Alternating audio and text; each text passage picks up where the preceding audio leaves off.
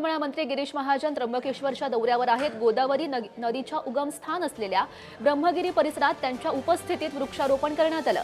त्या दरम्यान आगामी कुंभमेळ्याच्या अनुषंगाने सुरू असलेल्या कामांचा महाजनांनी आढावा सुद्धा घेतला। कामांची प्रत्यक्ष पाहणी करून अधिकाऱ्यांकडून माहिती घेण्यात आली आहे। तसंच त्र्यंबकेश्वरमध्ये वाढणाऱ्या भाविकांच्या गर्दीच्या पार्श्वभूमीवर वाहतूक, निवास आणि इतर सुविधांच्या नियोजनाचाही आढावा घेण्यात आला।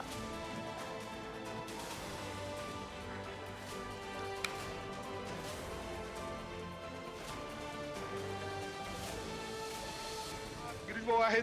भाऊ, खरं तर खूप वर्षांनंतर तसं तुम्ही बसने प्रवास केला असेल। आजचा प्रवास आणि विशेषतः कुंभाच्या कामाचा आढावा घेण्यासाठी आपण जात आहे। आज ब्रह्मगिरीवर आमचा कार्यक्रम आहे। वृक्षारोपणाचा मोठा कार्यक्रम त्या ठिकाणी आहे। जलपुरुष माननीय राजेंद्र सिंगजी या ठिकाणी झालेले आहेत। त्यांच्या हस्ते हा कार्यक्रम त्या ठिकाणी होणार आहे। पण गेल्या सोमवारी पहिला श्रावणी सोमवार होता आणि रविवार सोमवार एवढी मोठी गर्दी या ठिकाणी झाली की सगळं तासनतास ट्रॅफिक ज्या ठिकाणी जाम झालेलं होतं, कुठल्याही गाड्या निघत नव्हत्या आणि मंदिरावर सुद्धा अतिशय कठीण परिस्थिती होती।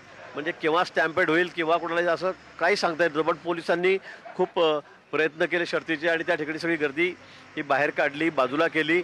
पण यावेळेला त्यानंतर 2-3 दिवसांनी आम्ही बैठक केली। माननीय जिल्हाधिकारी पण त्या दिवशी इथेच होते आणि त्या दिवशी आम्ही ठरवलं की पुढच्या वेळेला अशी गर्दी होता कामा नये किंवा असं कुठे ट्रॅफिक जाम होणार नाही यासाठी काळजी घेणं।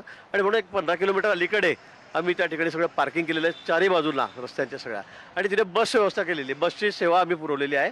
तिकीट काढायचं आणि पुढे त्र्यंबकेश्वरकडे जायचं आणि म्हणून ज्या खाजगी गाड्या येत आहेत त्या तिथेच पार्क होत आहेत, सगळ्या गाड्या 100%। आणि त्या गाड्या पार्क करून आम्ही बसमध्ये बसून पुढे प्रवाशांना त्र्यंबकेश्वरला सोडतो आहे। आणि म्हणून आमच्याही गाडीचा ताफा होता। आज आमचा कार्यक्रम ब्रह्मगिरीवर आहे। कुंभमेळ्याची पुढच्या वर्षीची तयारी म्हणजे याच दिवसामध्ये याच वेळेला पुढच्या वेळेला अमृतस्नानही होणार आहे ऑगस्टमध्ये पुढच्या वर्षी।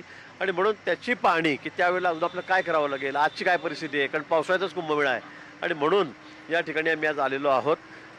यावेळेला VIP दर्शनसुद्धा पूर्ण बंद केलेलं आहे। म्हणजे माझ्यासहित मी सुद्धा जरी इथे आलो तरी मी दर्शन घेणार नाही आणि मी कधी VIP दर्शन 99% घेतच नाही लाईन तोडून।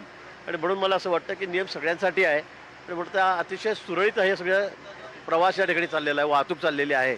कुठेही गर्दी नाही, कुठेही ट्रॅफिक जाम नाही आहे। त्याच्यामुळे मग खूप मोठा फायदा या ठिकाणी झालेला आहे।